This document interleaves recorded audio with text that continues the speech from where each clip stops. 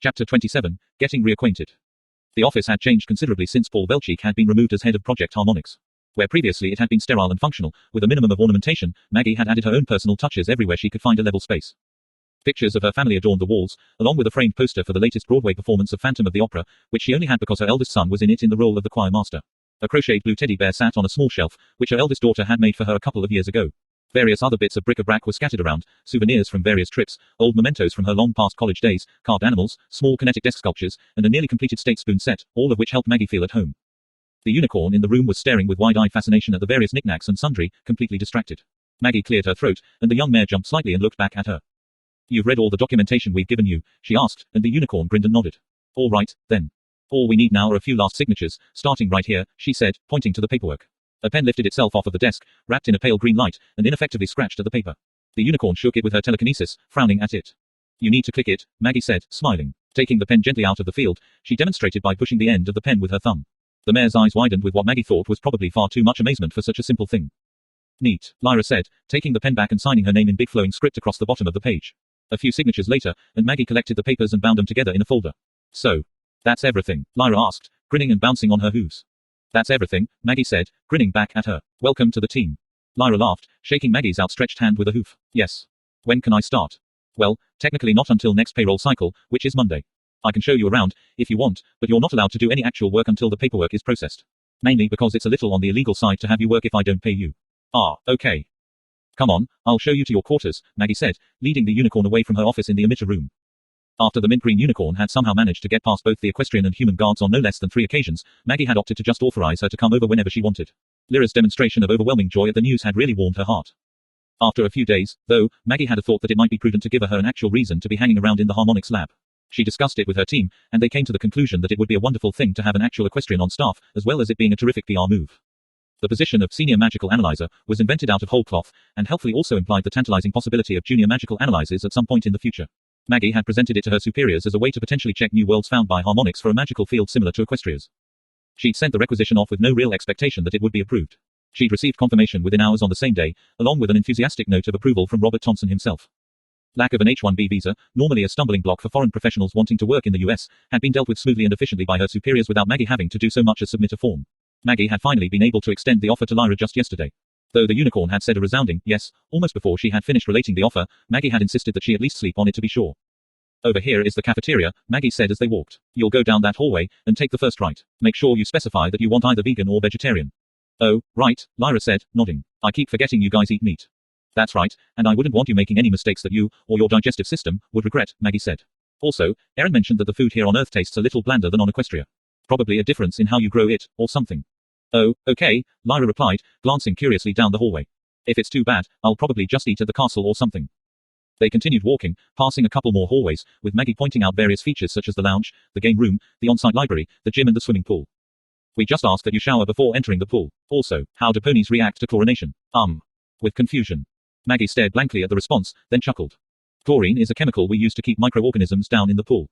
It has a side effect of bleaching the color out of hair, if you spend a lot of time in there or don't rinse off right away when you're done. Since you've got a lot more hair than the average human, I thought I should mention it." "Oh, okay. I'll probably stay out, then. I don't want to bleach my coat. Not after how it turned out the last time." Finally, they reached the small, single unit that would be Lyra's room. Maggie opened the door, then handed the key to the excited unicorn, who levitated it into her bag. "This is it," she said. "You can decorate it however you want, but if you want to paint the walls we ask that you check with us first. Also, quiet time is from 10 at night until 9 in the morning. Try to avoid making loud noises during those times, or your neighbors may get cranky and I'll have to have a word with you." "Gotcha," Lyra replied, looking around the small room. It resembled an efficiency, with largish room that had a single bed, a kitchenette, a small table with 2 chairs, and not much else. There was a large closet along one side of the room, and a door leading to the bathroom. "It's small, I know," Maggie said, but Lyra waved her hoof in an unconcerned manner. "You only say that because humans are giants," she replied. "Besides, that just means it's less to keep clean." Good attitude. Maggie couldn't help but smile. "Remember, orientation is on Monday morning, 8 o'clock sharp, which means that you have the rest of this week to settle in. You can bring any belongings you want from Equestria, but no pets, and no fruits or vegetables. If you need any money before your first payday, I can arrange an advance for you." "I think I might want that," Lyra said. "Could I do some shopping if I had money?" "I don't see why not. Can you get me that advance now, and then have someone bring me to the nearest town to go buy things?" If Lyra's grin were any bigger, it would extend past the sides of her head. Maggie stared at her for a moment, then laughed ruefully. She really had walked into that. "Well, I meant shopping online, but all right. I guess we can do that. I'll get you a credit card and a couple of people to escort you to town." It's going to take a while to get everything cleared, though. Don't expect to go today. That sounds good. Thanks, Maggie. Tilde tilde asterisk tilde tilde. Motes of dust danced in the sunlight that streamed into Celestia's private study, where the Princess of the Sun was going over some of the recent reports detailing the supplies requested for shipment to Zanabra. A familiar, almost inaudible sound outside of her study door brought a glimmer of a smile to her face. Long experience had familiarized her with the sound of some pony shuffling their hooves while trying to summon the courage to knock upon her door. You may enter, she called, and afforded herself a brief moment of amusement at the startled silence outside. The door cracked open and Erin walked in, looking like a student who'd been sent to see the headmistress without knowing why. Princess, Erin said, bowing a little clumsily. Honestly, Celestia would prefer it if every pony would just stop with the bowing, at least in private, but there didn't seem to be much that she could do about it. She put the paperwork aside, and regarded the human-turned pony with a smile. Hello, Erin. I imagine you're wondering why I asked you to come here. Yes. Yes, Princess, Erin said, her forehoof pawing nervously on the floor. It was a mannerism that Celestia found mildly surprising, as one thing that Erin's pony disguise had lacked in the past were the instinctive and subconscious reactions of natural-born ponies. She imagined that spending almost all of her time around her pony friends had caused her to start mimicking some of their behaviors. I understand you met with your parents yesterday. They did not take your change well, I understand. No, Princess, Erin said, heaving a sigh. They freaked out, honestly. I'm waiting for them to contact me, but so far. She trailed off pensively, and Celestia smiled comfortingly at her. Erin, I am thousands of years old, so when I tell you that I know your parents will come around, I want you to trust that I know exactly what I am talking about. No parents who are capable of raising a daughter such as yourself would turn their backs on her over something like this. Erin smiled gratefully at the princess, and bowed her head slightly. Thank you, Princess. I'm sure they will, it's just, well, it's a pretty big shock for them. Celestia nodded, glad to have been able to comfort Erin somewhat.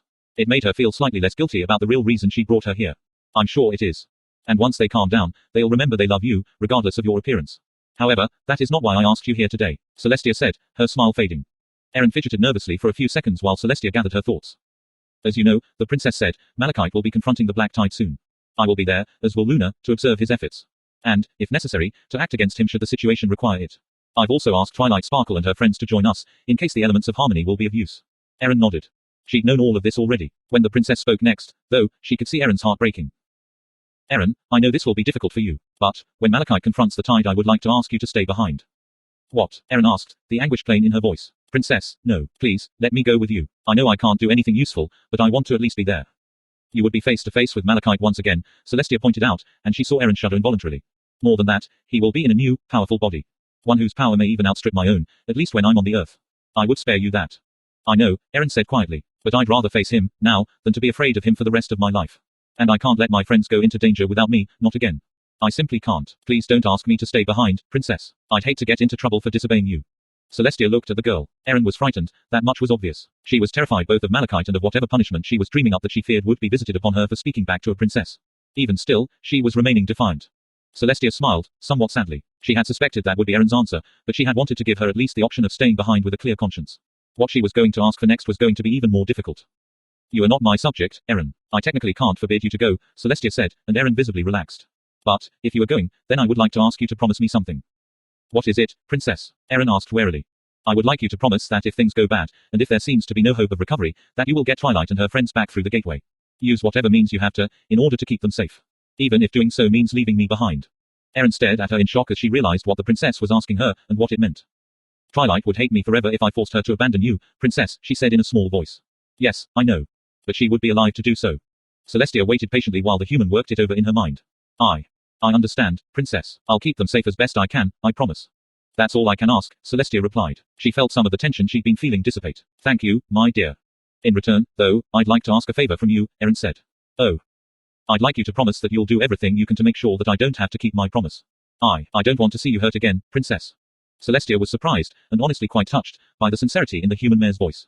She smiled again, more fully this time. I swear to you, I will do my best, she said. That's all I can ask, Princess, Erin replied with a grin. Tilde tilde asterisk tilde tilde. Winter was definitely in the air, the faded green grass crunching beneath her hooves as Erin, shivering, trotted quickly through the gardens on her way back to the Harmonics gateway.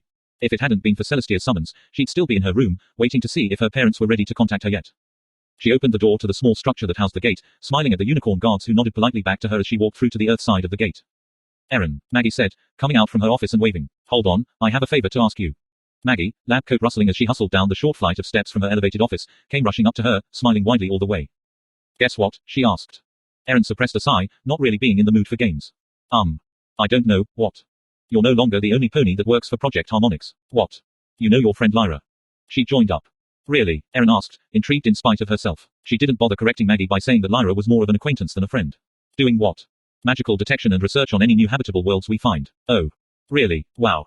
Here's the favor I was going to ask you, though, Maggie said. Lyra's going to get one of the project credit cards, with about $2,000 on it as an advance on her wages. She wants to go shopping, and I thought it might be nice to have someone familiar to go along with her. Oh, Erin said. Well, I don't know. It would also be better, I think, if there were 2 ponies instead of 1.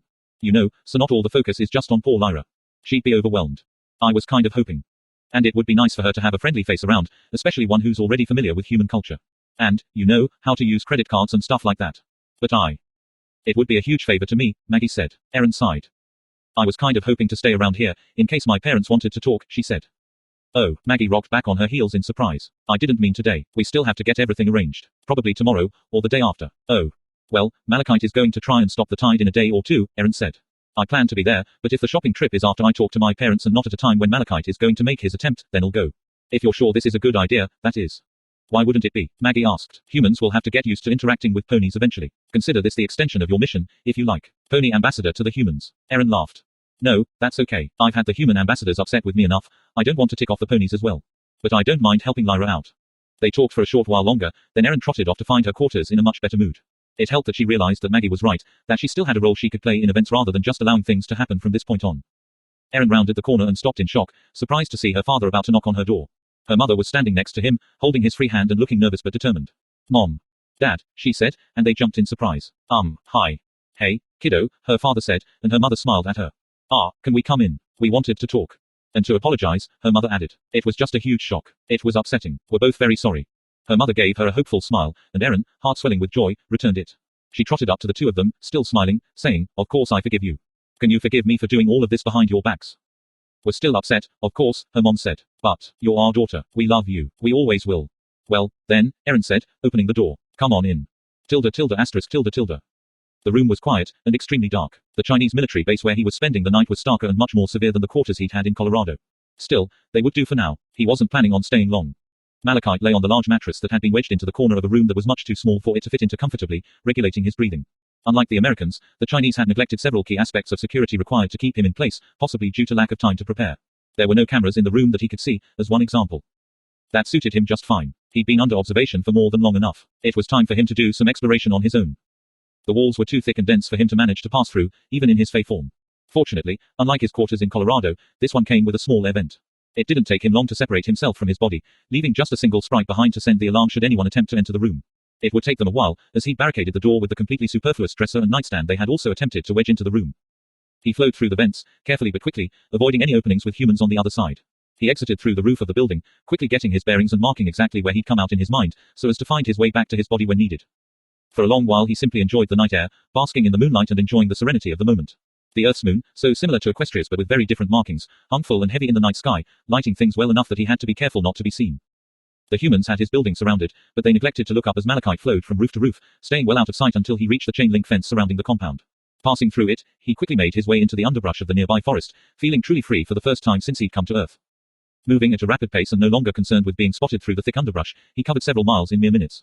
Then, resting, he sent his face sprites out in all directions, willing them to bring him samples of the local wildlife, anything they could find. Within less than a minute, creatures began flowing in. First, simple insects, starting with the flyers, then the crawlers. Small mammals as well, and birds that had no doubt been woken from sleep. He examined them minutely, taking great joy in noting both the similarities and differences between their equestrian counterparts. He was in the midst of a detailed examination of a small dog, which was obviously someone's pet or property judging by the collar on its neck, when he heard a commotion coming towards him. Something large was coming, accompanied by the excited babble of what he recognized as a human voice. He froze in alarm. Could they have discovered him missing? He sent a quick pulse to the sprite he left behind in his body, receiving back an impression of his body still lying, undisturbed, on the mattress that had been provided for him. No, the humans had not discovered his absence. His questions were answered when a glassy-eyed male human, bald head gleaming in the moonlight and with a dark haze surrounding his body, stepped into the clearing. A human female, the source of the distressed voice, was pulling on the sleeve of the garment he was wearing, obviously a garment intended for sleeping. The human was barefoot, and Malachite could see his feet were bleeding from his journey into the woods. He snarled in irritation, and the human female stopped her entreaties to the male, glancing fearfully around the underbrush. Quickly, he sent a sprite to possess her as well. It was his own fault, he knew. He shouldn't have sent his minions out blindly like that. However, knowing that made it no less exasperating, and no less dangerous for him. He considered his options. What would be the wisest course of action? If he let them go, they would undoubtedly talk about it. A human with a dark green haze surrounding him, acting as if possessed. Humans were many things, but they were no fools. They would piece it together very quickly. Would they accept that it was an accident? And, would he want them to know that it was? He didn't wish to appear less than competent. Would any explanation even be sufficient to sway them? He regarded the humans, who stared back at him with fate-possessed eyes. There was always the option to kill them, he realized. It was far more tempting than he was comfortable with, he admitted to himself.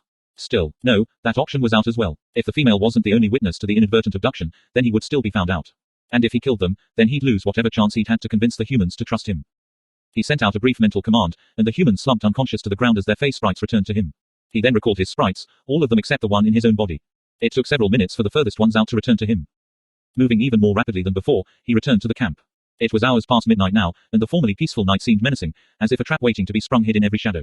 The darkness that had concealed him now seemed to close in around him as he hurried back to the base. His former euphoria at freedom was gone, replaced by a desperate need to return to his cell before he was found out. Once again, he flowed between buildings until he found the one that housed his body.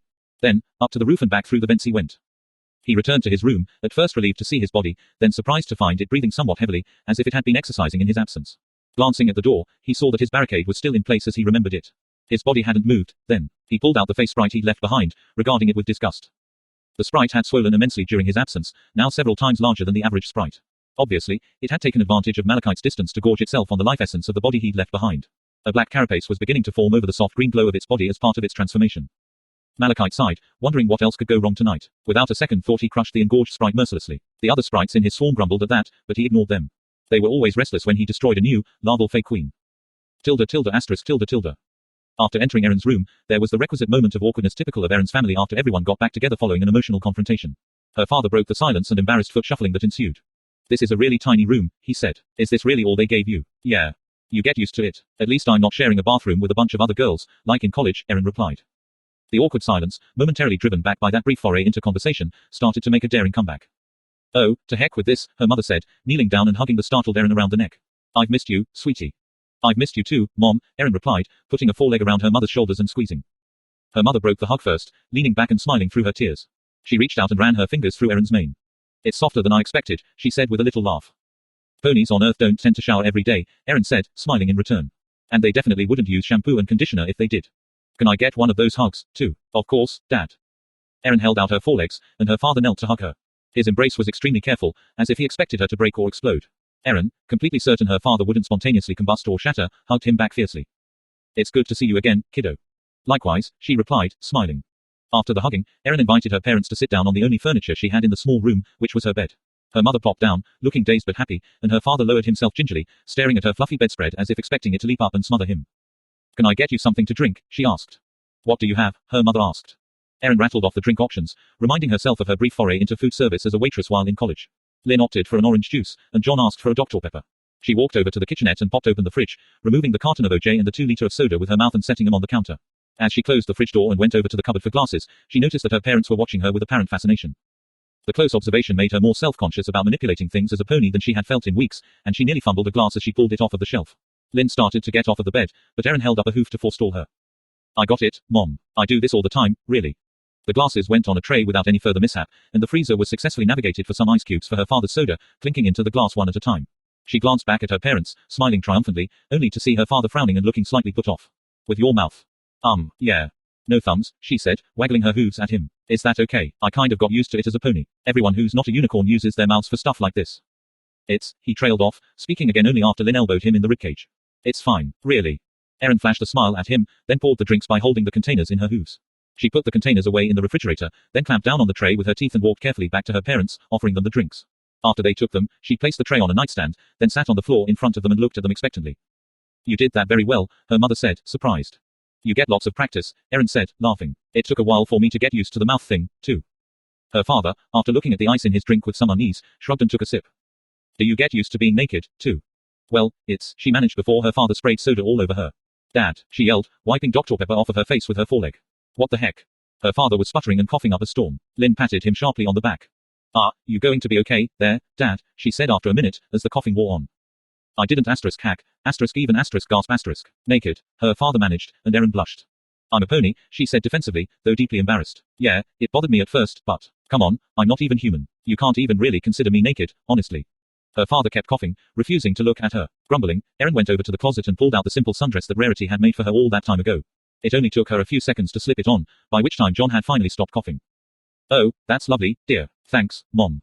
My friend Rarity made it for me. She's a dressmaker in Ponyville. They actually call it Ponyville, John asked, voice still sounding rough from aspirating a carbonated beverage. Yeah. It seemed odd to me at first, too. It would almost be like calling a place, Humanville. So, her mother said. Tell us about it, Erin. Nodding, she began talking. She talked about her first few months with harmonics, the initial excitement being ground down into dull boredom after weeks of carefully calibrating senses. She talked about the presentation with Dr. Velchik, hiding the flash of anger she felt mentioning the man's name, where she first saw the ponies. She continued on, summarizing her reasons for going, and what the initial process was like. Waking up delirious and semi-sedated, her difficulties walking and eating, and the intensive training that followed. Her parents, who'd been listening and nodding politely as she spoke, really perked up when Erin went to Equestria. She talked about meeting Applejack and Rainbow Dash, about going to Ponyville for the first time, getting a room, and looking for work. Her second day in Equestria had her mother in stitches, especially when she related her experiences as a house painter. I'm glad that you find it funny, Mom, Erin grumbled. It was humiliating. There was paint everywhere. Dad, stop it. Her father jerked his hand away from her ear. Sorry, it's just so freaky. I know, but please stop. My ears are kind of ticklish, now, she said. Oh, he said archly, grinning and reaching slowly back out. Erin cringed away. Mom. Make him stop. John, don't mess with your daughter's pony ears, Lynn said, still giggling slightly. What happened after that, sweetheart? Well, then I found this old flyer for a company called FetX, looking for. Called what, now? Her father asked, surprised. FetX. Short for Fetlock Express, she said. Her father stared at her with mild disbelief. Weird, was all he had to say about it. Erin nodded and continued. So, anyway, I went there, met Mr. Parcel, a sweet old guy, and he hired me on the spot. Even gave me an advance, so I could get something to eat. What was the job? Lynn asked, grabbing a brush off of the nightstand and using it to gesture at her daughter's mane with a questioning look in her eyes. Erin rolled her eyes and nodded grudgingly, and her mother started happily brushing her mane. Package delivery. The logo even looked the same as FedEx, it was weird. Ouch. Sorry, found a tangle, her mother said, tugging on the brush. Anyway, it was a nice job. I met lots of ponies, learned a lot about Ponyville and geez, Mom, pull a little harder, why don't you? It's really stuck, Lynn replied, yanking on the brush. Well, pulling on it won't make it any less stuck. Oh, I should leave it in there, then. Try untangling it, Erin said, mildly annoyed. Can I see a hoof? What? Erin asked, looking with exasperation at her father. Well, your mom gets to play with your hair, he said defensively. I was kind of curious about seeing a hoof. Fine, she said, holding out a foreleg. Her father picked up her hoof and examined it with interest. Erin went back to her story, getting to her first encounter with Twilight Sparkle, while her mother tried to untangle her brush and her father flicked a finger against her hoof's wall. Neat, he said, then flicked it again. Honey, feel that. It's all smooth, but it's hard as a rock. Her mother abandoned the brush and reached over, tapping the hoof wall with her fingernail. Ooh, she said. Cool. I have hoof polish on, Erin said, tugging at her leg. Her father refused to let it go. Hold on, I'm still looking at this. Fine, Erin grumbled. So, anyway, Twilight knew something was up right away, because she saw that I wasn't a part of Equestria's magical field. Magic, John said, snorting. Right. Erin pulled her hoof away sharply, glaring at her father. Yes, magic, she said, stomping her hoof down on the floor. Or energy, or force, call it whatever you want. It's real, and I've seen it in action. Her father shrugged, looking apologetic. Stop moving so much, I'm trying to braid your hair. Mom, come on. Are you guys even listening to my story? I only went to a whole different universe and met actual alien ponies. We're listening, sweetie. I just think your mane would look nicer with a braid in it. Erin sighed with what was mostly mock exasperation, allowing a small smile to appear on her face. Her parents really hadn't changed at all, she was happy to see. And, it was nice being treated as just their daughter, even though she had hooves and a tail, now. Content with her lot in life at the moment, Erin continued her story, much to her parents' satisfaction. Tilde tilde asterisk tilde tilde. Are you sure we shouldn't just wait for Erin? Fluttershy asked as Twilight scowled at the remote control. I'm sure I can figure it out, she said, shaking it vigorously with her magic. That's not how you use it, silly. Pinky said, you need to push the buttons. Here, and Pinky deftly snagged the remote from Twilight, ignoring her protests. Pinky stabbed a hoof at the remote and the television turned on. Twilight returned to the couch, sitting down in a huff. Awesome, it's movie time again, Rainbow Dash said from her customary beanbag, a large bowl of popcorn resting on her belly. The screen logged in, and the now familiar menu of Erin's streaming media account popped up. What will we watch this time? Pinky asked. I want to watch something funny. I don't care, but it's got to have action, Rainbow replied. I didn't want to say anything to Erin, but a couple of those movies she showed us last time were kinda boring. How can you say that? Rarity asked, aghast. I thought they were lovely. The one with the talking cat and the girl with the broom was nice, Fluttershy agreed from one of the chairs. Also, I like the one with Totoro. I want action. Adventure, scary stuff, Rainbow said, spilling a little of her popcorn by accident as she waved her hooves around. No scary stuff, please, Fluttershy whispered. I'll watch anything, Applejack said. I just enjoy the company, and all. Well, there's more Ghibli movies, Pinky said. Grave of the Fireflies. Oh, I bet that's a spooky one. Play it. No, Rainbow Dash, I don't think so, Rarity said, patting a shivering Fluttershy consolingly. Poor Fireflies, the yellow Pegasus whispered. How about Princess Mononoke? Pinky asked, and both Twilight and Rarity perked up. A story about human princesses. That would be very interesting, was Twilight's opinion, while Rarity said, I wonder what kind of gowns human princesses wear. PFFT, pass. I agree with Rainbow, I don't want to watch a frilly fro-fro princess story, Applejack said. Fine. Maybe we should look outside of these options, Twilight suggested. Pinkie poked at the remote, opening a wider variety of movies, though still animated. It looks like these are all of Erin's favorite animated movies, Pinkie said. Iron Giant, I wonder what that's about. Bunnies, Fluttershy said suddenly, startling every pony. Can we watch the one with bunnies? Watership Down. Well, animated rabbits are usually pretty funny, from what I've seen, Pinkie Pie said. No comedies. Action, Rainbow said, putting her hoof down. Ah, Pinkie and Fluttershy said at the same time. Hey, there's one here called, How to Train Your Dragon. Y'all wanna watch that? That may come in useful for me, Twilight said, giggling. Does it have action? Rainbow asked doubtfully. It has dragons, and those are usually pretty exciting, Pinkie Pie said. It sounds like a documentary, and those are boring. I don't think so, Twilight said. Erin said Earth doesn't have any dragons. Fine, Rainbow said grudgingly. But if this is some boring documentary, I reserve the right to turn it off and pick something else. Twilight, sensing that this was as close to a unanimous agreement as they were going to get, nodded her head. Even Fluttershy was looking more interested than frightened. Dragon training, it is. I kind of wish Spike were here to watch it with us, I'm sure he'd have something to say about it, she said, with another giggle. Pinkie plopped herself down on the sofa between the two unicorns, grabbing another bowl of popcorn for herself. On the screen, various logos and music played briefly, and then came a voice. This is Burke. 5 minutes later, Rainbow was calling it the best movie ever, Fluttershy was hiding behind the couch, and Twilight was busily jotting down notes on the anatomical inaccuracies of the dragons in the film. *****. You still haven't explained why you were in India, Lynn pointed out. There was an accident. After Princess Celestia got hurt, they evacuated all the ponies back through to Equestria. But the gate got broken before I could get back through it, so they had to bring me back the long way. Erin didn't see any reason to explain that Twilight Sparkle, her best friend in Equestria, had broken the gateway in a fit of rage. They'd long since made up, and that was all water under the bridge, as far as Erin was concerned. I don't like that one bit, John said, pacing off his agitation. Why were you even there? I told you, Dad. Most of my pony friends make up a group that uses something called the Elements of Harmony. It's the best defense, and they wanted to try it on the tide. I wanted to be with my friends. Erin hid her twinge of guilt over glossing over the truth by taking a bite out of the apple she pulled out of the fridge. She then sighed with disappointment. Not nearly as good as Sweet Apple Acres, she said mournfully. I wish they'd let us bring fruit over, you have to try equestrian food. We could go now, if you wanted, her father said. I mean, if it's allowed. I could check with Maggie, I suppose, Erin said. I don't want to be a bother, Lynn said. We can just eat at the cafeteria. Oh. Well, I hope you don't mind if I don't go with you. Why not? John asked. Well, it's just that meat smells really gross to me, now, because you're a pony. No, because I haven't smelled it in weeks. No meat in Equestria, except for what griffins and the like eat. Griffins, her father said, dreamily. I can't believe. I really want to see this place, now. I'd be happy to show you around. And it's no bother, Mom. Come on, let's at least just ask, okay? Faced with puppy dog stares from both her husband and daughter, Lynn acquiesced.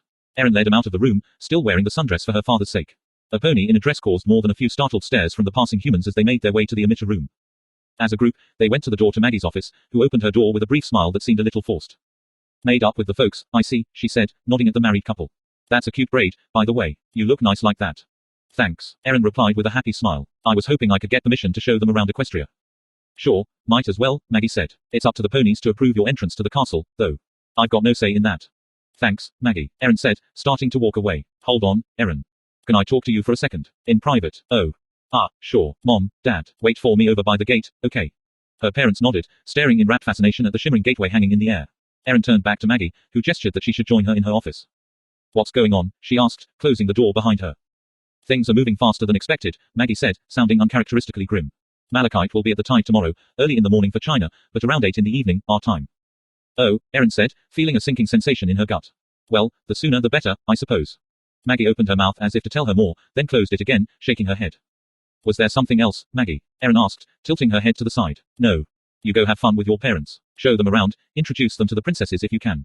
Maybe get Rainbow to do one of those amazing rainbooms of hers, she said, giving her a big, and extremely fake smile. Erin looked at her quizzically. Maggie was hiding something, she was sure. Her impatience to rejoin her parents warred with her curiosity, and her curiosity lost. If it was really important, Maggie would tell her, she knew. Okay, Maggie. Tell me about it when I get back, okay? I never really was all that good at hiding things, Maggie said with a chuckle. Don't worry, it will keep. Go have fun, all right. See you later tonight, okay? Later, Erin. Erin left Maggie's office, trotting to join her parents at the gate. Come on, she said gleefully. I have so many things to show you. *****. Maggie opened the file on her tablet and read it again, as if the words could possibly have changed since the last time she'd read it. According to the report, a pair of people had gone missing the previous day, disappearing from their home not too far from where Malachite had been at the time.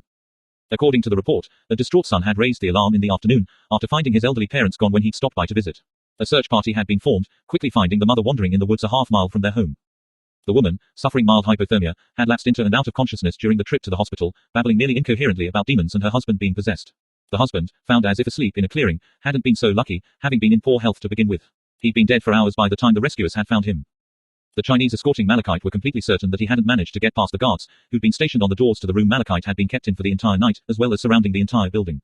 They were certain it was just a coincidence. Maggie wasn't so sure, herself. Still, it was no more than suspicion on her part, and nothing worth worrying Erin about while she was still repairing her relationship with her parents. The news would keep. Chapter 28, The Calm Before the Storm. Erin smiled proudly at her parents as they stepped through the gateway after only the briefest of hesitations, eyes wide as they looked around the gateway building on the equestrian side of things. Her father looked warily at the pair of matching, armored unicorns on either side of the gate, who gazed back at him with implacable expressions. "Hi," Erin said, trotting up to the reception desk. The unicorn stallion behind the desk looked up and smiled at her. "Good afternoon, Erin. Bringing some guests over, yup. These are my parents, actually." "Oh, indeed." The stallion got up and trotted around the desk, looking with interest at the couple, who were clinging to each other and smiling nervously. "It's a very great pleasure to meet you. My name is Evening Star, and I'm part of the Royal Equestrian Ambassadorial Staff." He held out a hoof, which her father stared at with mild confusion. Erin, gesturing frantically from behind the unicorn's back, managed to convey to him that he should shake it, which he did. Lynn, giggling faintly, shook the hoof as well when it was presented to her. "Ordinarily, we don't allow civilians to come through without approval from either our ambassadorial staff or yours, but since you know Erin, I'll let you straight through." Evening Star smiled gently at the nervous humans before turning back to his desk. A few seconds later, 2 stamped passbooks were floated back to the humans, whose eyes were nearly bugging out of their heads to see actual telekinesis in action. "Go on, guys. Take them," Erin said. "It's just simple levitation. Unicorns do it all the time, here." John reached out, putting his hand on the glowing object almost as if he expected to be burned. When no harm came to him, Lynn reached out with more confidence and took her own. Erin managed to not roll her eyes at the display. She hadn't been much better about magic when she'd first come here, so she really couldn't blame them for their wariness. Erin thanked the receptionist before leading her parents out into the gardens. "Oh, it's so cold," Lynn said. "Oh, sorry. Yeah, I forgot we'd have to go outside. I should have had you bring your jackets." "It's not a problem," John said. "We're Minnesotans, it's no big deal." "Right, Dad," Erin replied with an accompanying eye roll. "Anyway, let's get inside the castle, it's much warmer in there." They moved quickly, though her parents still managed a considerable amount of rubbernecking while making their way to the nearest door. The stallions on guard let them pass through without a comment. "Oh, that's much better," Lynn said happily, rubbing her hands together. "Wow, so this is an actual castle." "Yeah, Dad. This is Cantaloupe Castle, the seat of the government and where the princesses live." "Do you suppose we could meet the princesses?" Lynn asked hopefully. "I don't know, Mom," Erin answered uncertainly. "It's pretty much up to them, if they want to come and meet you. They're really busy right now, and I hate to impose on their time." "I understand," her mother said, hiding her disappointment very poorly. "Well, if nothing else, I can introduce you to most of my pony friends, who are staying here in the castle right now." "We already met Pinkie Pie and Twilight." "Twinkle," John said uncertainly. "Sparkle." "Oh, yeah, sorry." "It's okay, Dad. Just call her Twilight, every pony does. Every pony, yup." With that, Erin started her brief tour of the castle, which also helped to underscore for her how much about the castle she, herself, didn't know. They looked at statuary and tapestries, art galleries and indoor fountains. The castle staff completely ignored the humans in their midst, having long since gotten used to wandering bipeds. The same couldn't be said of the humans, though, as they stared after every pony that wandered by, sometimes to the extent that Erin would have to remind them to not be rude. They were walking down a hallway, looking at some beautiful stained glass windows, when Lynn's stomach growled loudly enough to echo slightly. Her mother blushed a bright red, and Erin stuffed a hoof in her muzzle to stop the giggles. I must be really hungry," John said, trying to take the fall for his blushing bride. "Ah. Sure, Dad. Let's head to the dining hall, see if they have room for us." The Cantaloupe dining hall was a separate affair from the standard cafeteria where the staff and workers ate. The dining hall was more for the upper crust of Cantaloupe society and foreign dignitaries. Erin was really hoping that they'd be allowed in, though she was mentally preparing for being told that there was currently no room.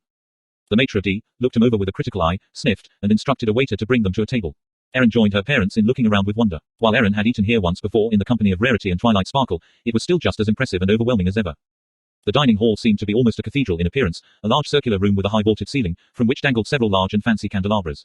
Delicately carved columns etched with gold and silver were spaced around the edge of the room and supported a second-floor balcony, which circled the entire room. Flights of stairs spaced evenly around the circumference of the circle led to the balcony level, which was much more secluded and intimate, where the elite of the elite would eat. And, one level higher and on opposite ends of the room were the princesses' private dining areas, where the royals would entertain their personal guests away from the prying eyes and ears of the upwardly inclined Cantaloupe socialites. Judging by the stiff attitude of the waiter, Erin and her parents just barely rated a not at all secluded table towards the middle of the main room, somewhat near the kitchens.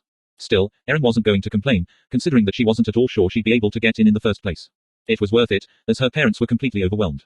The ponies had adapted to humans eating with ponies. The table that they were brought to featured both normal chairs for humans to sit in and a high bench for Erin to park herself on, allowing her to sit at the table comfortably. Though, the arrangement still left the top of her head well below her parents' eye levels. It almost made her feel like a little kid again. "It's very nice," Lynn said, exercising her fine gift for understatement. Erin smiled, enjoying the look of childlike wonder on her parents' faces. Menus were brought out, and much dithering over choices was made. Her father, always a man of simple tastes, grumbled slightly about the lack of cheeseburgers on the menu, but in the end settled on a pasta dish. Lynn opted for a main course of cream soup with vegetables, along with eggplant parmesan. Erin opted for a salad. They made conversation while waiting for the food, and that's when Erin decided to drop the first bomb. She braced herself for the fireworks she was sure would happen when she made her confession. Mom, Dad, there's a couple of things I need to talk to you about, okay? Noting the serious tone in her voice, her parents gave her their undivided attention. Okay. What's up, kiddo? Well, the first is this, and this is highly confidential. But the ponies are going to try and stop the black tide again tomorrow evening, and I'm going to be there. There was a dangerous moment of silence before John drew every glance in the room with a loud what? Dad, Erin whispered fiercely, glancing around at the disapproving stares of the Cantaloupe elite. Why? Lynn asked fiercely. Why would you go anywhere near that thing? Because my friends will be there, she said simply. They're the bearers of the elements of harmony, remember. But why you? Her father asked. Erin considered what she was going to say for a moment, and then answered carefully. The first time the ponies tried this, Celestia attacked it directly and actually made some good progress before the tide counterattacked. This time, some pony else is going to try a more indirect attack, I guess. My friends are going because the elements might be needed to save the day. I'm going because I can't allow my friends to go into danger for my sake and not be there. Okay, I get that, John said. But it's going to be safer this time, we expect, Erin said, cutting him off. First, only one certain pony will be approaching the tide. My friends and I will be back by the gate, ready to retreat to Equestria if things go really bad. We'll have both princesses there, determined to keep us all safe. Honestly, Mom, Dad, I will be fine. The married couple looked at each other for a long while, holding each other's hands. If you're going, then we're going, John said, stoutly. Wah. No, Dad, there's no point to you being there. We have all the same reasons you do, he pointed out firmly. If you're going into danger, then we're going too. Look, Dad, Erin trailed off, and then sighed. Okay, look, do you both promise to keep this next part a complete secret? Her parents glanced at her warily, but gave their promise. Princess Celestia has a mission for me. If things go wrong, not that anyone expects that it will, then it's my job to get Twilight Sparkle and her friends back through the gateway using any means I can, even if it's against their will. Celestia made me promise. If you go, well, that will just be 2 more people I need to protect. She looked up at them, hoping they would understand. I need you to trust me on this. We're doing everything we can to be safe, even going so far as to take almost ridiculous precautions. I'll be fine, but I need you to stay in the Harmonics compound. Maggie will have the whole thing on video, so you can see what's going on, and if I need your help, I'll just be a quick jog across the garden to the second gateway. Her parents turned to each other and began whispering an animated discussion that Erin pretended that she couldn't easily overhear. After a few minutes, her father turned to her with somewhat bad grace and said, fine. But at the first sign of trouble, we're going through the gateway and coming for you, and heaven help any pony or human guard that gets in my way. Thanks, Dad, Erin said, honestly relieved. She took a bread roll out of the basket on the table and placed it on the plate in front of her, fiddling with it nervously. There's something else, but keep in mind that this is just something I'm thinking about. I haven't made up my mind on this, yet. What's that, sweetie? Lynn asked, sounding slightly weary. Well, I feel bad about not telling you about becoming a pony in the first place. We've forgiven you for that, Erin, her mother reminded her. I know. But that's why I wanted to come out and just say this right away, so I'm not doing it behind your backs again. The married couple looked at each other warily, and then back to Erin. Okay, John said, let's hear it. Erin cleared her throat and focused briefly on the bread roll she was nervously batting back and forth between her hooves. Okay, well. I haven't totally made up my mind yet, but a while ago, I decided that I wanted to stay in Ponyville and study magic. I wanted to figure out what it was, and how it worked. That means that I'll be getting a house there, and probably getting a job there, too, to support myself while I work on my studies. Well, her father said, sounding relieved. I think we can get behind that. We're all moving to this world, after all, and I'm sure we can visit.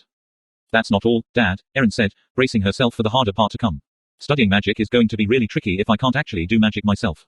I mean, sure, there's a lot I can learn just through testing and observation, but if I really want to study magic, I'm going to. I'll probably have to stay a pony. Her parents stared at her blankly for a moment. But you said you were changing back, Lynn protested. You said you would. I know, and I still will, once the ascent labs are fixed, Erin said. Well, I'll eventually need to change into an actual equestrian pony so I can use whatever the energy is that they call magic. Then I want to study it. You can't use this magic now, John asked. No. I'm not really a pony. Or, not really an equestrian pony, at least. I just look like one. Some of the things they can do, Dad. Unicorns can levitate things and teleport, earth ponies can make things grow, faster, healthier and stronger than naturally possible, and Pegasus can fly, Dad. They can fly. Her mother was crying, Erin was upset to see. Not bawling, just sniffling and with a few tears. Erin mentally kicked herself for bringing this up here, in public. She really should have waited until she could tell them in a more private area. I haven't even gotten used to you being a pony in the first place, and now you're saying that you're going to stay like that. Lynn asked. John looked grim, staring at the tablecloth and swirling the water around in his glass. I'm going to change back for a while, first, Erin offered. Honestly, I miss being human, I've almost forgotten what it's like. So, I'll spend a while as a human, and then come back to Ponyville as. I don't know, one of the kinds of ponies, I guess, whichever one I want to study, first. There was more awkward silence around the table, which Erin broke by saying, look, I haven't completely made up my mind, yet. I may change it again, before all is said and done. I really want to change back, the first chance I get. And we'll probably have evacuated the Earth before I have a chance to change again, assuming they even let me. So, it could be months or even years before I can change from a human back into a pony. She looked up into her parents' faces, smiling weakly. Besides, I may end up changing my mind and deciding to either do something else with my life, or to study magic by observation, rather than through first-hand experience. You can't study magic firsthand, John pointed out seriously. Ponies have hoofs. Ah, Erin said, bewildered. Her father stared back at her, completely expressionless, and then suddenly grinned, eyes twinkling. Erin snorted with unexpected laughter, clapping her hooves over her muzzle, keenly aware of the disapproving glances at the nearby tables. Lynn had her hand up to her mouth in a gesture startlingly similar to her daughter's, trying to keep her own giggles at bay. Dad, hoofs, Erin said, waggling her hooves at him. That did it. The tension broke as the table erupted with very uncouth laughter, ceasing only when a ring of disapproving waiters materialized from nowhere and simply frowned the giggles into extinction before moving off again. Stuck-up bunch, aren't they? John noted. Well, we're in the snootiest of snooty places, Erin said. I probably should have brought you to the cafeteria, instead. It's much more casual. We'll behave, Lynn said, struggling to keep a straight face. A minute or so passed as everyone mulled things over. So, you're really planning on staying human for at least a little while? Lynn asked. Yup, Erin nodded. I kind of miss having fingers, to be honest. Thumbs are nice, too, her dad said, giving her a thumbs up. And, if you do turn into a pony, you absolutely promise you'll turn back to human, eventually. That's the plan, Mom, Erin said. I like being a pony, but, well, I'm a human. I'll always consider myself to be human. That's good, Lynn said. Because I want some grandbabies out of you, and they'd better not have hoofs. The previously banished giggles almost made a comeback before they were able to clamp down on them. Nobody wanted a repeat appearance of the omnipresent disapproving waitstaff. Well, I don't know, Erin said teasingly, trying not to laugh. There was a nice stallion back in Ponyville named Lucky who said he wanted to ask me out. Lynn groaned and shuddered with mock horror. Lucky was his name, or Lucky was what he was expecting to get, her dad asked. Erin gaped at him in pure shock. Dad. E.W. John, Lynn said, scandalized. That is your daughter. John chuckled as he unsuccessfully tried to dodge a hoof-hurled bread roll. Not even the ring of scowling waiters was able to dull the laughter at table 27 that time. The maitre d' looked over at them, rolling his eyes. Tourists, he snorted with contempt. Tilde tilde asterisk tilde tilde. The credits started up, and the ponies slumped back to their seats, emotionally exhausted. The animation in this last movie wasn't as softly animated as the Ghibli ones, but it was much more real and had a definite charm of its own. Fluttershy was behind the couch, crying gently, though not with fear. The end of the movie had been slightly sad but even more hopeful, and the sensitive Pegasus had been honestly quite touched. Twilight herself was feeling emotionally drained, just a little. Her notepad was on the small table next to her, completely forgotten about as the film had gone on, though she had managed to write down several pages of notes before her attention was inexorably linked to the movie. Wait a minute, Rainbow Dash said, breaking every pony's mood. Did he just say some places have ponies as pets? Ah, I just figure they mean ponies from Earth, Applejack said. They ain't too bright, according to what Erin said. Yeah, but. Girls, please. I'm trying to read the credits. Twilight broke in. Grumbling ensued from Dash's beanbag, lapsing into a silence that lasted almost half a minute. Man, that was epic, though. They took down that huge dragon, just by being faster. Rainbow Dash stood up, flexing her wings. It's like I always said, speed is the most important factor in flying. Toothless was also pretty agile, Applejack pointed out. The only time I ever saw him run into anything was when Hiccup steered him wrong, or when his tail was messed up.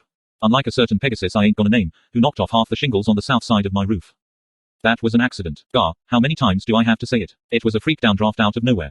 Twilight sighed and gave up reading the credits as the two friends bickered. Are you okay, Fluttershy? It got a little scary near the end, there. Oh, Yes, thank you, Twilight. It was scary, but it was also very exciting. I think it helped knowing that none of it was actually real. Twilight was about to answer her when the door to the shared common area opened up and Erin walked in, wearing an unexpected dress and sporting a braid, with two familiar humans trailing behind her. Fluttershy edged slightly, and maneuvered to put the couch between her and them. Erin, Twilight said happily, getting up off of the couch. You've made up with your parents. Hi Twilight. Yeah, we had a long talk about it earlier today. Everyone, I'd like you to meet my parents, John and Lynn Olsen. Mom and Dad, these are my friends. You've already met Twilight Sparkle and Pinkie Pie, but there's also Applejack. Howdy, folks. It's a pleasure to make your acquaintance. Nice to meet you too, John said, giving her hoof a vigorous shake. Erin tells me that you were her first friend in Equestria. Gosh, I never thought of it that way, but I reckon it's true. Thanks for being so nice to her. It sounds like you really made things a lot easier for her, Lynn said. Or, shucks. Twa'n't nothing I wouldn't do for any pony who seemed a little lost. Applejack said, blushing. And here's Rainbow Dash, the second pony I met in Equestria. Nice to meet you Rainbow Dash, John said, shaking her hoof as well. Your mane is amazing, Lynn added. It's nice meeting you guys too, and thanks. It is pretty awesome.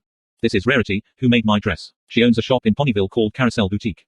Absolutely charmed to meet you, Rarity said, holding out her hoof daintily. John took the hint and only shook it gently, compared to the more vigorous hoof shakes from AJ and Rainbow Dash. Same here. You did a wonderful job on that dress, Lynn said happily, and your mane is simply gorgeous. How do you get it to stay so bouncy? Oh, it's a little bit of work, Rarity said modestly, and I have several specialized hair products I import from Manhattan, but I think the result is worth it. And Fluttershy is. Erin glanced around, smiling as she spotted a tuft of mane over the top of the sofa. Fluttershy is apparently hiding behind the couch. She's a little bit shy, but she's wonderful with animals. I've never seen anything like it. It's a pleasure to meet you, Fluttershy, John said, addressing the couch, which squeaked at him. Me too, Lynn said. I like animals, too. I always wanted to be a veterinarian when I was younger, but I didn't have the stomach for it. A pair of teal eyes peeked over the arm of the couch, and a quiet voice said, What does your stomach have to do with taking care of animals? I only meant that. Well, the thought of animals being hurt or sick made me so sad, I couldn't bear it. It's the same reason I couldn't be a doctor, Lynn explained. Oh. I thought you meant that you ate injured animals. Everyone stared at Fluttershy for a minute, and then Lynn burst out laughing. Oh, no. No, I love little animals. I volunteer at the Humane Society sometimes, just to help them take care of them. Humane Society? Fluttershy asked. It's a place that takes in lost, abandoned, or mistreated pets, Erin explained. They put them up for adoption to loving homes. All of the pets we've ever had were adopted from them. Oh, that's wonderful, Fluttershy said, her head appearing fully over the edge of the couch. Humans have places like that. Oh, yes, Lynn said, and it's so nice to be able to go there and help take care of all the puppies and kittens and rabbits and the like. Fluttershy's eyes grew wide at that, and she smiled widely, walking slowly around the side of the couch so that the humans could see her. So, what were you guys watching? Erin asked. How to Train Your Dragon, Twilight said, levitating her notes over. If I could, I would like to get these notes to the makers of that film. I think they'd benefit greatly from my suggestions regarding the anatomical inaccuracies of the dragons in the film. Rainbow Dash groaned, and Erin just looked at her in amazement before giggling. Well, if you want me to, I can try to send them your notes. That movie is older than my dad, though. Hey, John protested. So I'm pretty sure anyone who animated it long since retired. Let me get this straight, Lynn said, frowning. You have all these wonderful pony friends in a magical land with real dragons and magic, and you're showing them your old collection of classic animation. Yes, Erin said, smiling at her mom sheepishly. Ugh, you never change. You and your father are the biggest animation geeks ever. Hey, that's why I'm going to be the cool aunt when my nieces and nephew get old enough. Twilight smiled as the family bickered. This was a side of Erin she'd never seen before, and she reflected on how interesting it was to see your friends in the light of their relationship with their parents. The pony friends invited Erin's parents to sit and talk with them for dinner, though it turned out that they'd already eaten. Still, they were happy to sit around the table with them while Twilight and her friends ate. John even helped himself to some of the room service that was brought up for the others. The food was incredible, he said, but the portion sizes were tiny. You can't be all stuffy if you're stuffed, Rainbow Dash snickered. Twilight noted that John seemed to be hitting it off pretty well with Rainbow Dash and Applejack, with the Pegasus filling him in on some of their adventures, while Lynn spent a lot of time talking to Fluttershy and Rarity. Amazingly enough, the human woman had also somehow managed to convince Fluttershy, of all ponies, to let her braid her mane. Fluttershy, blushing furiously as her mane was fashioned into a French braid, talked animatedly about the animals she cared for. Rarity interjected the occasional question about human fashions and style trends. Somehow, Lynn managed to juggle both of these conversations without shorting either pony for attention. Pinkie Pie bounced from group to group, adding the occasional non sequitur or asking the occasional random question. It's good to see them all getting along, Erin said, coming up beside her. Twilight smiled at her and nudged her with a shoulder. I bet you're glad to be able to talk to them again, she said. Erin nodded. Yeah. You guys were right. It's an incredible load off my mind to have them know. Are you going to tell your brothers, too? Lynn asked, overhearing their conversation. Not a good idea right now, Mom. They'd both be in the same boat as you, and they have little kids to think of. I suppose, Lynn said, sounding slightly sad. I was just hoping we could get the whole family together for Thanksgiving. It might be our last one on Earth. I didn't think of that. Sorry, Mom. Well, as long as we can all watch the game, I'll be happy. What's Thanksgiving? Twilight asked. What game? Rainbow Dash asked, perking up. Football, John said, grinning. The Vikings are playing, I have to see it. Whoa. Vikings are real, Rainbow Dash said, and Fluttershy's eyes widened in alarm. I thought they were just made up in that movie. What? No, Vikings were real, John said. Heck, I'm a Viking. Cool, Rainbow Dash said, wide-eyed. Fluttershy, eyeing the bearded man warily, edged away from him as far as she could with Lynn still braiding her hair. Dad, you're not a Viking, Erin said, rolling her eyes. She then turned to address Fluttershy in a soothing voice. Vikings haven't really existed for centuries. They came from Norway, and that's where my family came from originally, too. There's lots of Norwegians in Minnesota, so we call our football team the Vikings, to remember them by. Oh okay, Fluttershy said, smiling nervously. Lynn patted her comfortingly on the head and then tied off the braid with a red ribbon that Rarity provided her. How about you, Applejack? Lynn said eagerly. You'd look simply lovely with a braid. Ah, well. Thank ya kindly, but. Oh, go on Applejack, Rarity said with a smirk. You wouldn't want to be rude to our guests, would you? Well. Fine, I reckon it'll be okay, Applejack said, glaring at the self-satisfied unicorn. I reckon y'all will be letting her do the same to your mane when it's your turn, then. Rarity gasped slightly and started to make excuses, but the look on Lynn's face apparently convinced her to give in and agree with poorly concealed reluctance. Totally worth it, Applejack said smugly. My mom loves playing with hair, Erin said. It always bugged her that I preferred my hair shorter. The fact that you guys are ponies doesn't hurt, either. Oh, do mine next, Pinkie Pie said eagerly. I'd love to have you braid my mane. I'll give it a shot, dear, Lynn said doubtfully, eyeing the pink mane doubtfully. Do you have a brush or a comb? I'll go get one, she said, darting off. Twilight leaned over to whisper into Erin's ear. What are the odds of me getting through the night without my mane in a braid? Practically zero, I'm afraid, Erin said, smiling. Twilight sighed. I was afraid you were going to say that. Tilde tilde asterisk tilde tilde. Maggie looked up as Erin came back through the gateway with her parents. She watched as they talked for a short while, and then Erin hugged first her mother, then her father. The couple waved at Erin, who waved back before turning and coming directly towards her office, rather like Maggie had expected she would. She put a smile on her face and went to open the door for her. Hey, Maggie, Erin said as she walked into the office. Working late tonight, I see. Hey Erin. Yeah, it's been busy arranging security for the shopping trip tomorrow morning. You still willing to go? Erin looked distinctly uncomfortable for a moment, and Maggie was momentarily afraid she'd back out of it. Sure, I can go. Great. How did Cantaloupe go with the folks? Oh, it was wonderful. They loved the food. We'll probably never be allowed back in the dining hall without one of the princesses vouching for us, and they met the rest of my friends there. My mom braided everyone's manes except for Rainbow Dash. She even managed Pinky's, somehow. Wow, I'd like to see that, Maggie said, chuckling. Mom invited everyone to an impromptu vegetarian Thanksgiving dinner over here next week, though I don't think she really thought it through. I'm not sure where every pony is going to fit, and my dad asked Rainbow Dash and Applejack to watch the game with them. The game, Maggie asked, and then remembered. Oh, football, right, yeah. One thing came up, though, Erin said, trailing off uncomfortably. What's that? She said, shuffling her hoof on the floor. I may have let slip that Lyra was working for Project Harmonix now. Okay, Maggie said warily. And I may have just happened to mention a certain shopping trip in front of several ponies that really want to see the Earth, and were hoping I could clear it with you. Maggie sighed. Well, I can't clear that myself. I'll have to talk to the bosses. We'll need a lot more security, if we don't want it to turn into a circus.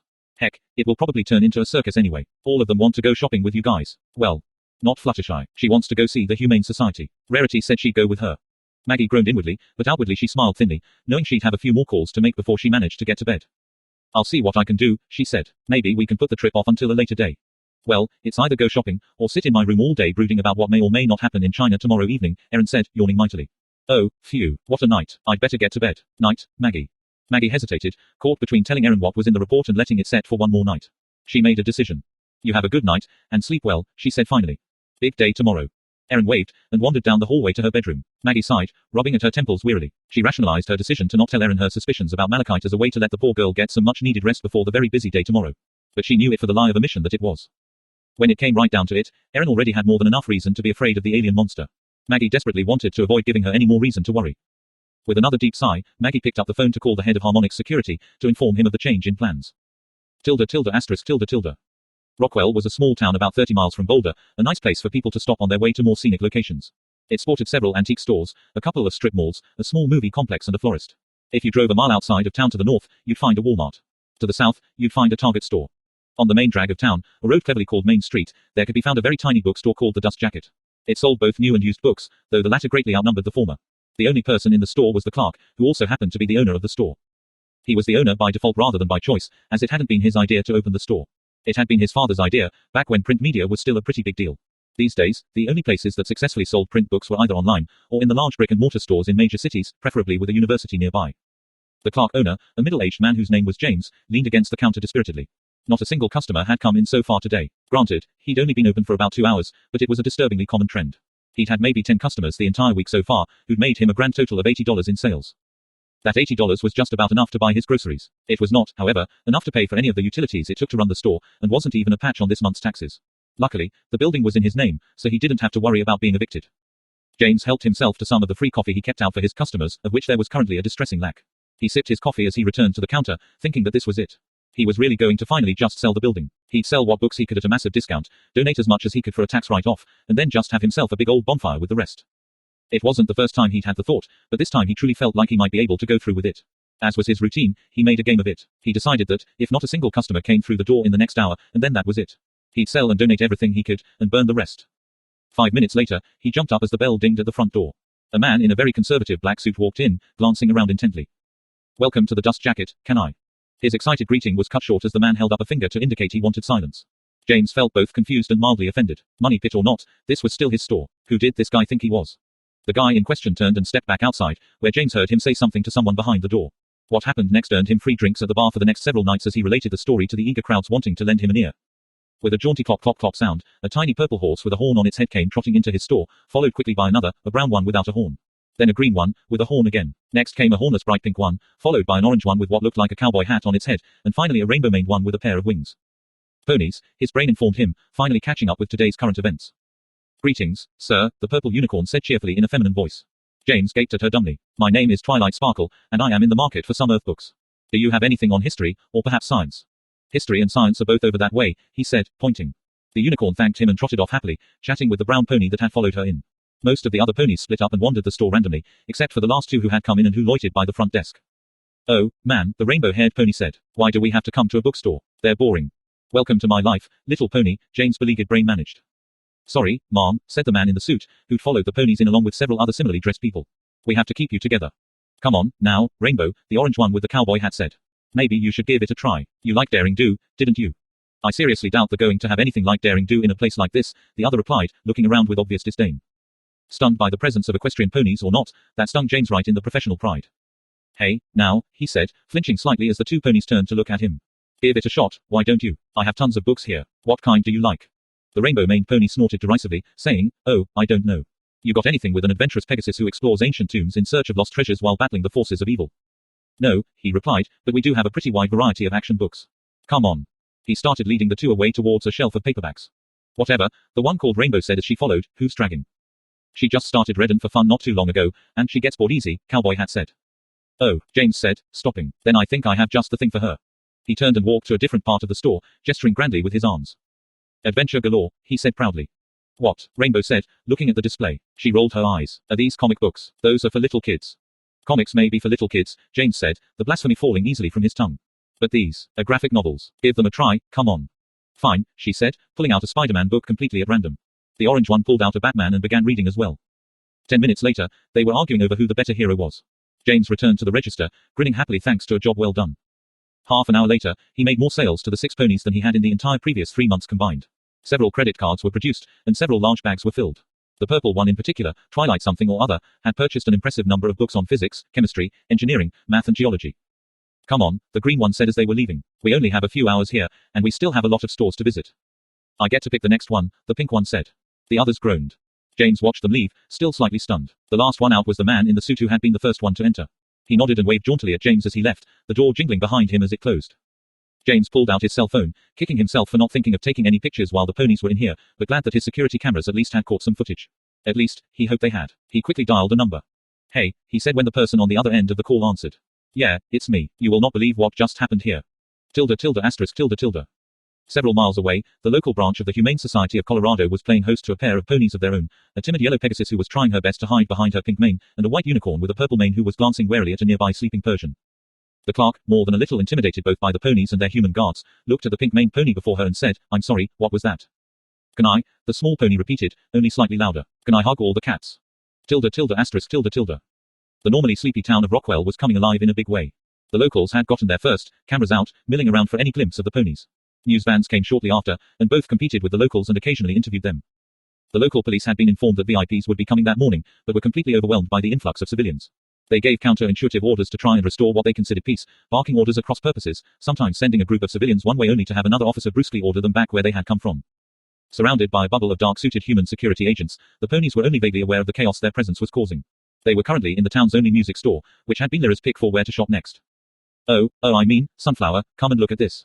Lyra said, pointing to an old guitar that was locked inside a glass case. Erin shook her head at the unicorn's near flub. Using her human name was a strict no-no during this trip. She trotted over and looked at the guitar, and gave a low whistle of appreciation. It was, according to the name inscribed on it, a Gibson Les Paul, and the tag on it mentioned it had been made about 70 years earlier. The wood glowed warmly under the mild display lights, and even Erin could tell that it was a high-quality instrument. Wow, she said, that looks really nice. Do you think I should get it? Lyra asked, looking at the instrument with more than a little hunger in her eyes. Erin looked at the price tag, blanching in shock. No, I think you need to save up for that one. It's more than you have right now. Oh, Lyra asked, disappointed. I thought $2,000 was a lot of money. It's a fair amount, but this guitar is old, and old things can cost a lot of money, she replied. Anyway, it's an electric, and you'd need to buy, a speaker thingy for it. Speaker thingy, Lyra repeated skeptically. That's the official name. Amplifier, the store owner said helpfully. We happen to have a few in stock. Thanks, but I think we should continue looking for now, Erin said, dragging the still fascinated Lyra away from the case. Come on, there are other instruments here. But that one looks so pretty, she said plaintively. Do you even know how to play a guitar? Erin asked her. I can play a lyre. Honestly, how different can it be? Pretty different, I think, Erin said. Why don't you try on a less expensive guitar? She indicated a $500 acoustic guitar, which Lyra levitated down to herself with a melodramatic sigh. The unicorn tried making music for a few minutes, frowning with concentration while her horn glowed and her magic plucked at the strings. She then looked back up at Erin with frustration in her eyes. I thought it would be easier than this. Why isn't it easier than this? I don't know, Erin said desperately. Why not try a different instrument? I think this one is defective, Lyra said, regarding the offending instrument darkly.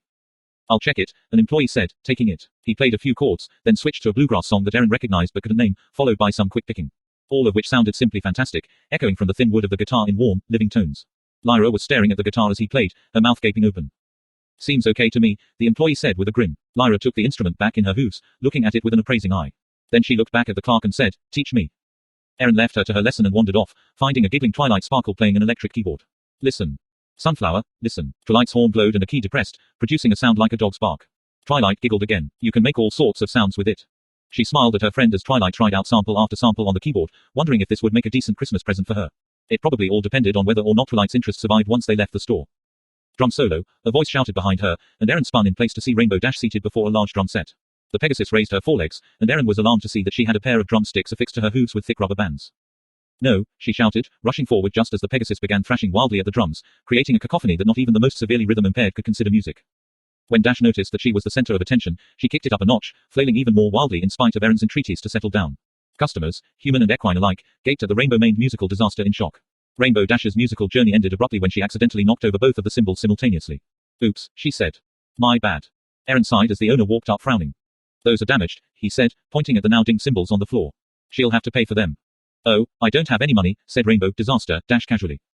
I guess I'll pay for it, Erin said moodily. Can I get this banjo, too? Applejack asked, holding up the instrument in question. I'll pay ya back, just as soon as I get some money. Unless y'all take bits. The owner shook his head, thus displaying a fine lack of understanding regarding how much money he would probably get for real equestrian bits if he sold them on eBay. Erin sighed, reaching for the wallet that was hanging on a lanyard around her neck. Today was going to be a long day. Suddenly, she felt a chill run up her spine as she realized that something was very wrong. Something was missing. She looked around frantically. Where the heck is Pinkie Pie? She shouted, alarmed. Tilde tilde asterisk tilde tilde. Can I get, let's see, 1 banana split, no meat, 1 hot fudge sundae, hold the meat, 3 of those cookie ice cream sandwich things you have there, without any meat, 2 of your ice cream cakes, provided that they have no meat in them, and do you have any cupcakes with an ice cream filling? No, only what you see on the menu. Okay, then, I'll just add on a root beer float. For now. Did you want meat in the root beer float? The cashier asked weakly, completely stunned and confused by the pink apparition before her. I'd prefer not. Okay. That will be $46.87. The pink creature in front of her slowly lost its grin. Oh, shoot, I forgot about money, it said, stomping a hoof. Well, cancel that order, I guess. Thanks anyway. The pink thing turned away and trotted quickly out the door, leaving stunned clientele and employees staring after it. Thanks, come again soon, the cashier said before collapsing to the floor in a dead faint.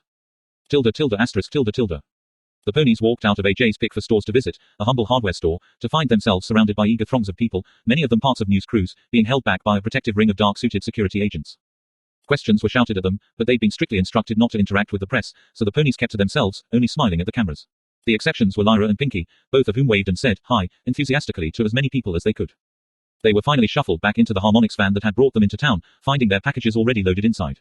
The agents got into their own vehicles, and the local police cleared a path for them through the crowds, which incidentally also helped stop the news vans from following them as they rocketed out of town. Erin sighed with relief, slumping deeper into the small padded couch that had been bolted down into the back of the van. She'd been hoping today would be distracting, and she'd definitely gotten her wish. The hours had passed by with a nerve-wrangling speed that she was sure she'd be revisiting in her nightmares soon enough. Around her, the ponies chatted animatedly about the day's events, and the many interesting things they'd seen. Twilight already had out one of the books she'd bought and was reading it, grumbling every time the van bounced over some irregularity in the road. Lyra had her new guitar out, frowning with concentration while reading the beginner's guide that she'd bought along with it. Applejack's only purchase, besides the banjo, had been some tools and several boxes of what she called the straightest nails I ever did see. Rainbow Dash had a bag full of graphic novels she was currently pretending didn't exist. Pinkie was currently playing with a set of dolls that she'd picked up at a toy store, and her manic curls were compressed under a baseball cap on which was stitched, "You don't have to be crazy to be me, but it helps." Erin shifted slightly, glad to be off of her aching hooves and desperately hoping that they'd have plenty of time to eat back at the harmonics compound before heading to China. Hopefully, things were going well with Fluttershy and Rarity. Tilde tilde asterisk tilde tilde. Mom, I'm sorry, but we have to go. No. Please, Mom. We have a half-hour drive ahead of us, and we're supposed to be back in 25 minutes. I can get in serious trouble for this. You can go, but I'm not leaving. Darling, please, Rarity said, brushing her friend's mane with a hoof in a consoling fashion. You can come back to visit any time, the clerk said. Really? Fluttershy frowned and shook her head, hugging her forelegs tighter to her body. Mom, please, the security agent begged her. For the love of God, put down the bunny rabbit and let's go. Tilde tilde asterisk tilde tilde. Erin hugged her parents one last time, smiling and making more promises that she'd be okay. Her dad, holding her tightly, promised her that he'd come running if he thought she needed help. She hugged him back fiercely and told him, yes, I know. I'm counting on it. She trotted through the gateway into Equestria, turning back to wave at those she left behind. Several of the staff waved back, along with her parents and Maggie. Lyra nodded somberly at her from the earth side of the gateway. She turned away from them, brushing a tear quickly away from her eye, and left the gateway building behind. Outside, in the chill air of the gardens, her friends all waited for her, each already wearing the specific piece of jewelry representing their element. Are we ready? Celestia asked them. Every pony there confirmed that they were, and the princess gave the signal to proceed. 24 royal guards, an even mix of each of the 3 pony types, marched through the gate to China first, shortly after which the grizzled Pegasus captain confirmed that things were safe on the far end. Princess Luna took the lead from Celestia, marching determinedly through the gateway, several magic storing talks of various sizes around her neck. Celestia, also sporting a wide array of talks, entered next. Well, this is it, Twilight said. Hopefully, things go a little better this time. We've got each other, that's what matters, Rainbow Dash said confidently.